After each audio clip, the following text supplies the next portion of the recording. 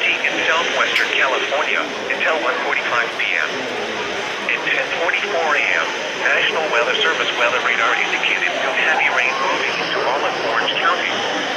This will cause additional flash flooding over the Holy Fire Scar, city of Anaheim, and Garden Grove in the Orange County Canyon. This includes Laguna Canyon.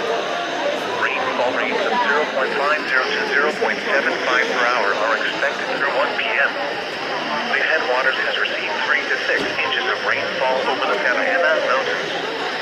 Some locations that will likely experience flooding include Anaheim, Santa Ana, Irvine, Corona, Orange, Costa Mesa, Mission Viejo, Tustin, Yorba Linda, and San Clemente.